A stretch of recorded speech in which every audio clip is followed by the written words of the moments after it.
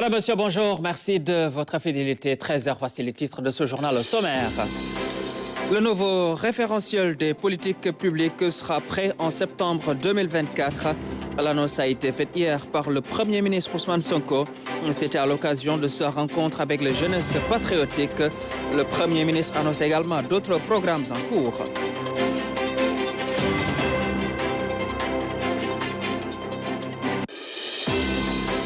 Évaluation du système éducatif par le ministre de l'Éducation nationale sur le paquet qui met l'accent sur la qualité. Les nouvelles orientations au baccalauréat ont été aussi abordées. C'était au cours de la 3e édition de la tournée économique et sociale du ministre de l'Éducation nationale. Ce matin, nous irons au marché de Orka-Diéré à quelques jours de la Tabaski. On y trouve une quantité suffisante de moutons. Les éleveurs ont salué la subvention de l'aliment de bétail. L'agriculture bio, c'est sa passion, la passion de Moustapha Mbow qui exploite 14 hectares dans son village qui se trouve dans la commune de Kermadjabel. Nous avons été à sa rencontre.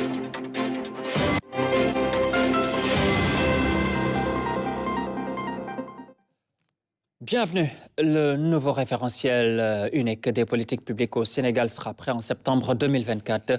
Ousmane Sonko l'a confirmé hier à l'esplanade du Grand Théâtre National. Le président de PASTEF et Premier ministre a présidé une conférence publique sur invitation des jeunesses patriotiques du Sénégal. Il a évoqué également d'autres projets et programmes. Aram Dawa.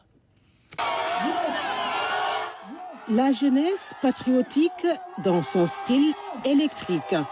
Des jeunes qui ont eu ce dimanche un rendez-vous public et populaire avec leurs leaders pour mettre en relief leur contribution dans le projet.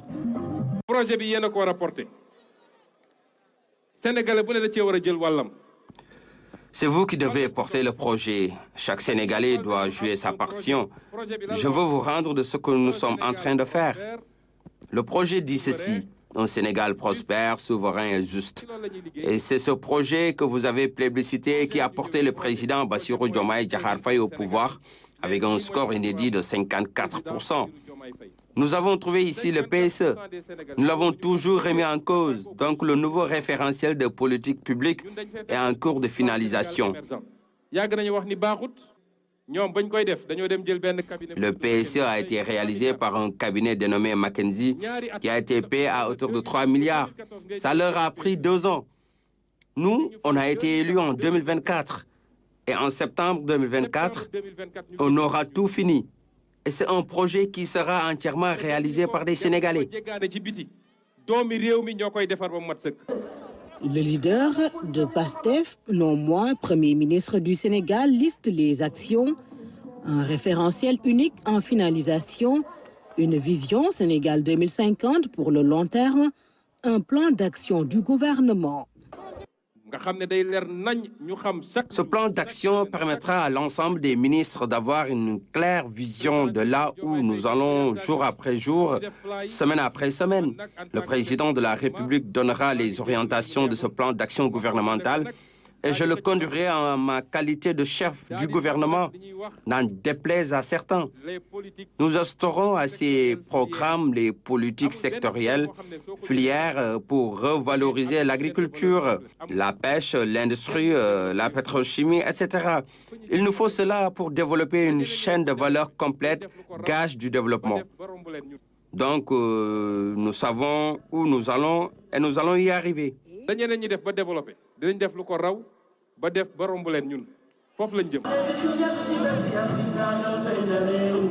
Et il est attendu de cette jeunesse que sa contribution soit agissante. Cette formidable énergie qui a porté le projet, qui a protégé les porteurs du projet, il faut désormais qu'on la transforme en une énergie de construction de notre développement. C'est ça que nous attendons de vous. Dites-vous que le président de la République, les ministres et moi-même descendrons sur le terrain durant ces vacances. Nous irons cultiver dans les champs, nous irons reboiser, faire des descentes dans les écoles, construire des salles de classe et des toilettes aussi. Nous aurons de belles actions citoyennes durant les vacances.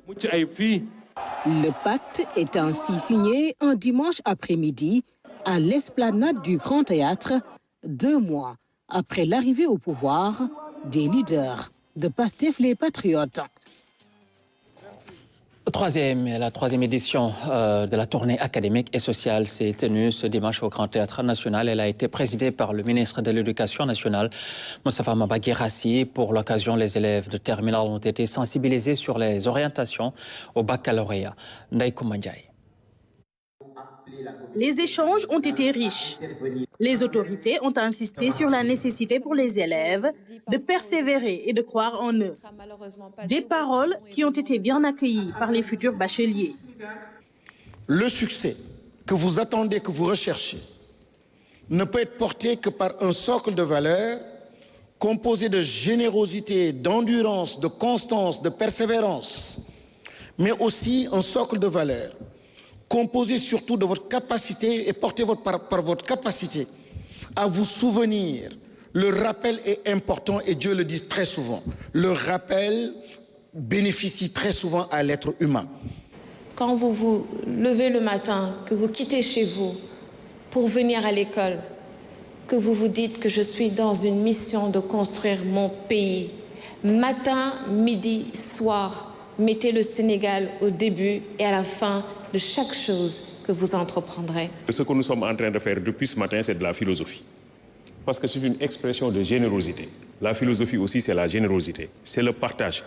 Quand on parle de débat, de discussion, d'accompagnement, quand on parle de quête collective du savoir, c'est que derrière, il y a la générosité. Une séance de reprogrammation mentale, un atelier d'orientation sur les métiers post-bac, une synthèse philosophique étaient au menu de l'événement. Une manière de célébrer l'excellence académique et d'inspirer la jeunesse sénégalaise. La synthèse de philosophie, la philosophie en tant que telle d'ailleurs, est une discipline, est une manière qui fait peur, qui suscite énormément de controverses et de peur dans la conscience des élèves. Raison pour laquelle à chaque fois que nous organisons une activité, que ce soit à Dakar ou dans les régions, nous arrivons avec nos encadreurs pour permettre aux élèves, n'est-ce pas, de pouvoir revenir dans les aspects les plus techniques et les plus prospectifs de la philosophie, avoir une nouvelle appréhension, avoir la présence de nouveaux formateurs leur permettant, la seule finalité, c'est de comprendre la discipline convenablement et de réussir au bac. Nous organisons des ateliers sur les spécialisations. C'est quoi la comptabilité, c'est quoi le marketing, c'est quoi un ingénieur agronome, etc., pour permettre à l'élève aujourd'hui de pouvoir avoir une idée de ce qui se passe, de ce qu'il attend une fois après l'obtention du baccalauréat. Et je pense que c'est des exercices très bénéfiques que les élèves apprécient à sa juste valeur. Une grande mobilisation a été notée chez les élèves. Cette tournée académique et sociale leur permet ainsi de répondre aux nombreuses questions qu'ils se posent concernant leur avenir. Recentrer tous les projets et programmes des secteurs de l'éducation, de la formation et de l'enseignement supérieur, c'est le souhait du ministre de l'Éducation nationale, annonce faite à la clôture des travaux de la 11e revue annuelle du paquet. Massamba Diagne. 11e revue sectorielle de l'éducation et de la formation, un moment de diagnostic, d'échange et d'analyse du programme d'amélioration de la qualité, de l'équité et de la transparence paquet EF, une analyse des différents secteurs de l'éducation et de la formation qui a permis de noter des améliorations significatives des performances scolaires, même si des efforts restent à faire. Cette revue a été une tribune privilégiée pour réfléchir sur les axes d'intégration de la nouvelle vision de son Excellence M. Bassirou Diomaye Diakhar Faye, président de la République du Sénégal, dans les perspectives de la nouvelle école à bâtir ensemble. Mesdames, Messieurs, le bilan des performances établi à travers les RAP et la matrice des indicateurs a révélé une amélioration de la plupart des valeurs réalisées en 2023, notamment les taux de réussite aux examens. Pendant 2 jours, les différentes familles d'acteurs de l'éducation ont souligné plusieurs points d'attention, dont la faiblesse du taux brut de scolarisation, la problématique du financement de l'éducation et la formation, l'effectivité du droit à l'éducation, l'utilisation du numérique, l'intégration des langues nationales, entre autres. Si, par exemple, on fait l'apprentissage de ces langues nationales-là, j'espère qu'à mon avis, les élèves auront véritablement, en tout cas, comprendront mieux. Les enfants qui ne sont dans aucune offre éducative puissent trouver en tout cas des moyens, un accompagnement qui leur permette de jouir du droit à l'éducation. Ça, c'est une demande forte de la société civile que nous pouvons combiner à la problématique du non formel, notamment l'alphabétisation et l'accompagnement des daara. L'enseignant également constitue un intrant essentiel et qui, de ce point de vue, devrait bénéficier d'abord d'une haute perception. Comment le Sénégalais, comment l'autorité, comment l'on regarde l'enseignant, au-delà de la perception, de la motivation, pour qu'enfin cet enseignant puisse continuer à jouer le rôle qui est attendu de lui. Venu présider la clôture de la 11e revue sectorielle, le ministre de l'Éducation nationale s'est félicité de la richesse des échanges qui ont abouti à de fortes recommandations. Mais je voudrais ensemble que nous réussissions en fait à aller dans le sens d'un endoctrinement, de porter des concepts très forts et que le discours sur l'éducation soit encore plus fort et que chacun puisse transmettre le message fort, comme quoi il n'y aura point de transformation systémique sans éducation, sans la bonne éducation. Cette fois-ci, cette revue, je souhaite qu'elle soit une revue à impact, mais pas une revue pour des livrables. Le ministre de l'Éducation nationale a invité les parties prenantes à renforcer la synergie autour de l'éducation et la formation pour accompagner la transformation du système éducatif vers une société éducative. Le forum REPATS se prolonge à l'Institut des sciences et techniques de la communication d'Abidjan en marge de cette rencontre de la diaspora pour un retour à la mère patrie. Journalistes professionnels venus de 4 pays, dont le Sénégal, et des jeunes étudiants en journalisme ont animé un panel pour échanger sur la profession. Envoyé spécial à Abidjan, Pape Sididia et Abibou Mbaye. Dans la plus grande école de journalisme de Côte d'Ivoire, ISTC, rendez-vous était donné en marge du forum REPATS pour mettre en face les étudiants avec 4 professionnels venus des États-Unis, du Sénégal, de la France et de la Chine. Chacun de livrer sa petite et modeste expérience journalistique marquée par des hauts et des bas. Une longue séance de questions-réponses au cours de laquelle les étudiants de l'Institut des sciences et techniques de la communication ont mis à profit pour interpeller sur la carrière de chacun en période de paix et de guerre, devant des situations où la liberté et la responsabilité doivent guider la démarche journalistique très appréciée. Being here and covering this event, and I really love talking to students. Je suis vraiment heureuse d'être ici et de découvrir cet événement, de discuter avec les étudiants qui veulent poursuivre leur carrière dans le journalisme.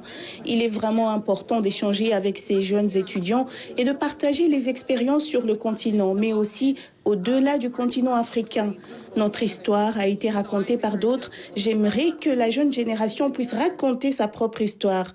Je suis heureuse d'être là et j'apprécie cette initiative. C'est aussi un moment de partage de plusieurs années d'exercice de la profession. C'est partager une expérience, un parcours. Et moi, j'aime faire ça avec les étudiants, j'aime faire ça avec les jeunes, parce que j'ai été dans leur situation il y a déjà quelques décennies.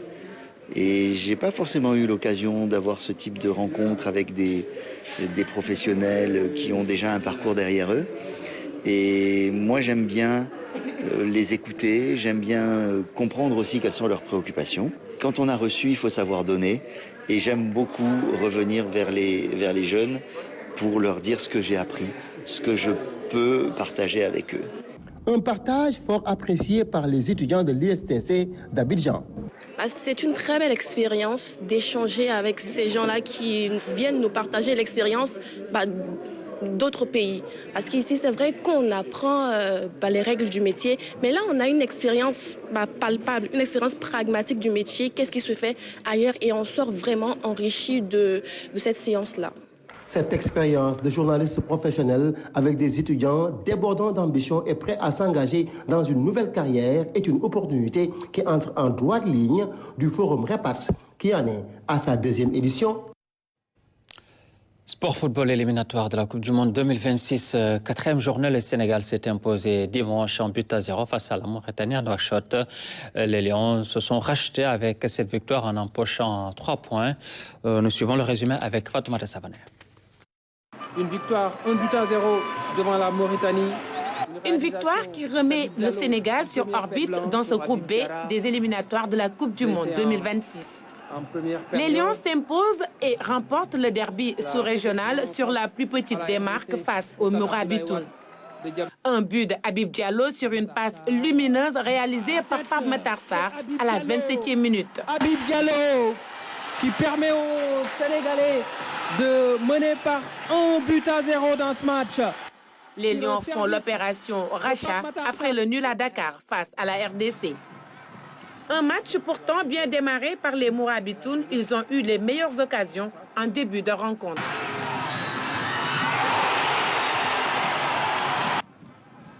Le capitaine Lamine Ba et ses coéquipiers vont ensuite subir l'offensive sénégalaise, la maîtrise du milieu de terrain par les Lions.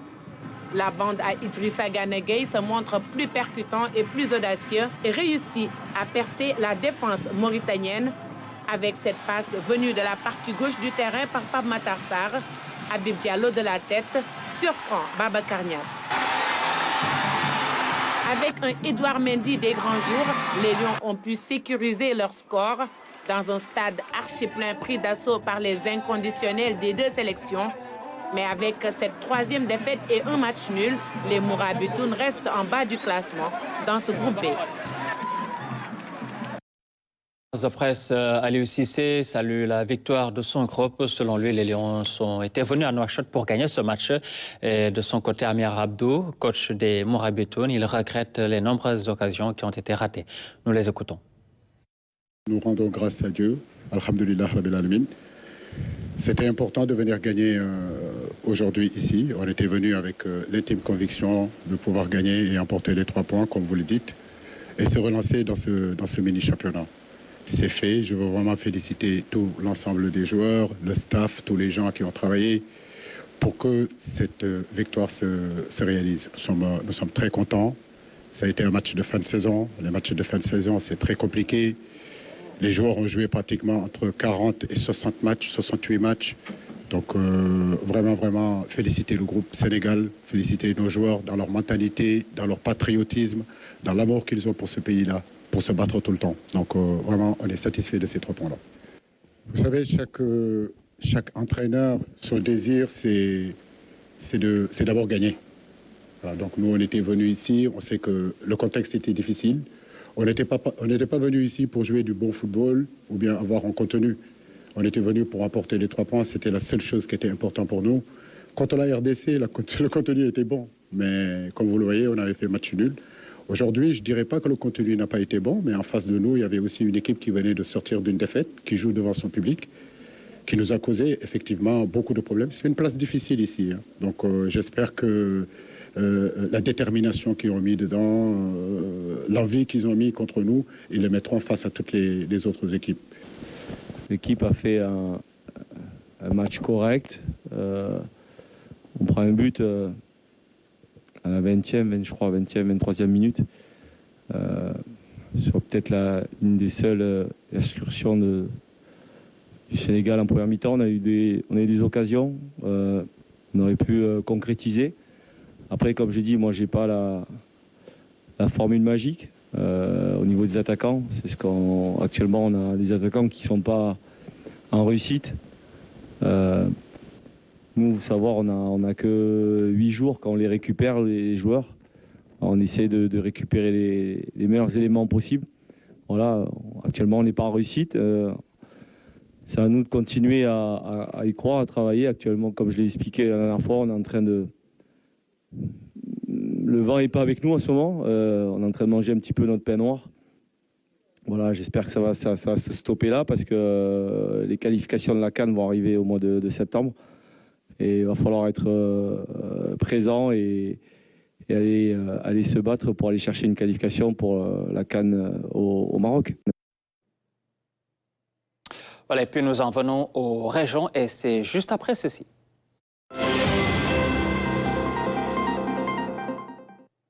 Je vous amène au marché de Orkadiéré. C'est la plus grande foire hebdomadaire de la région de Matam, surtout en cette période de Tabaski et le refuge du monde.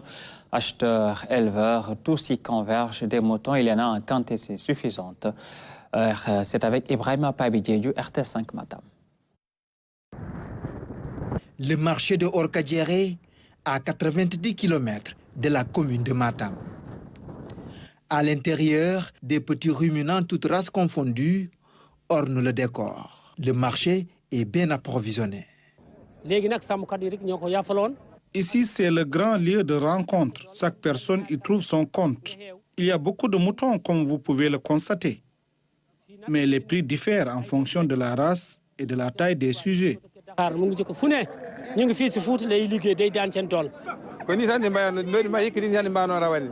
Les prix sont abordables à mon avis. J'ai des sujets de 100 000 francs CFA. Les prix sont abordables.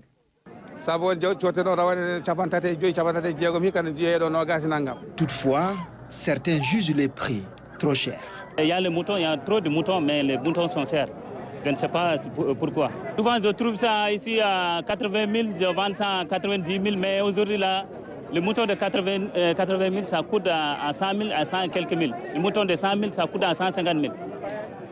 Je ne sais pas pourquoi. Pour acheter des moutons, pour amener là-bas à Dakar pour vendre. Ah, c'est cher aujourd'hui, c'est pas facile, hein? C'est pas comme la fois passée. Au marché de Orkadiéré, il n'y a pas que des hommes.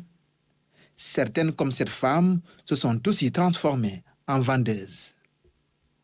Cette dame, quant à elle, est venue chercher de quoi amener chez elle. Les prix sont un petit peu abordables par rapport à Kaffrine, là où j'achetais mes moutons. Ici, c'est un peu moins cher. Hein? Je l'ai acheté à 110 000, le mouton, mais vraiment, c'est abordable. Côté sanitaire, le départemental de l'élevage rassure. C'est des animaux du département la plupart du temps, et ces animaux ont eu à subir différentes formes de vaccination durant pratiquement toute l'année. Il y a les campagnes de vaccination qui se font. Donc, et il y a les agents qui sont sur le terrain quand même. Environ 2000 pour ce marché hebdomadaire, ce dimanche. Non, c'est-à-dire chaque dimanche, il y a des animaux qui viennent. Par exemple, la semaine passée, on était à 1300.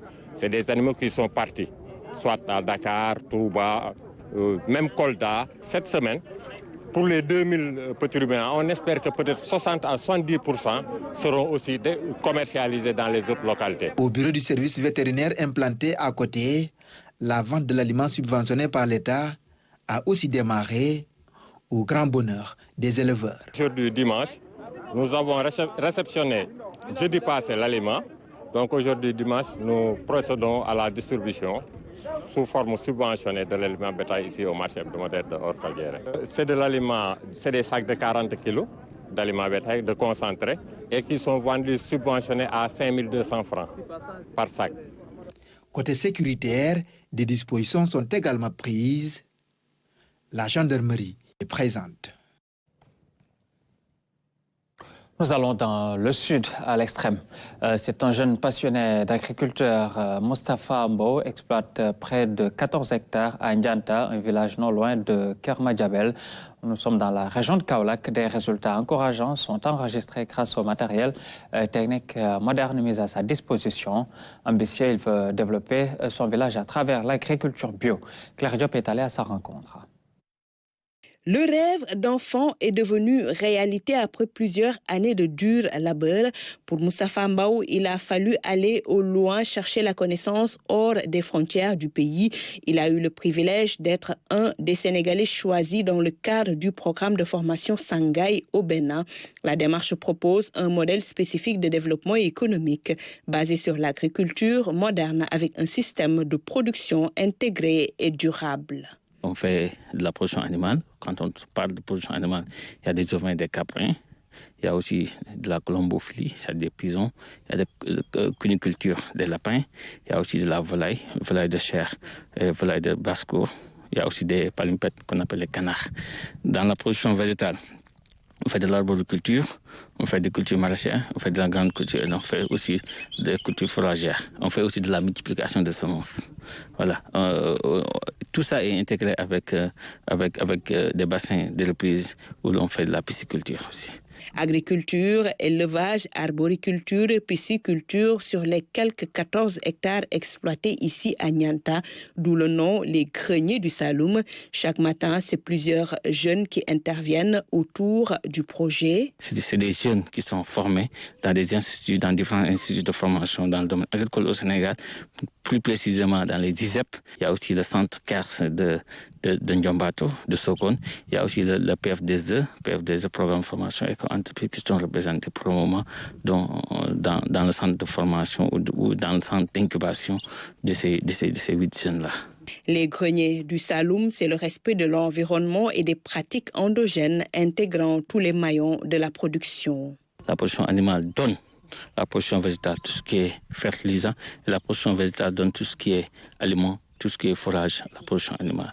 La pisciculture avec l'agriculture, la pisciculture donne tous ces débris-là, tous ces débris d'eau fertilisée à l'agriculture, et en même temps l'agriculture finance la pisciculture en achetant d'intrants et des élèves ainsi ne sont pas produits.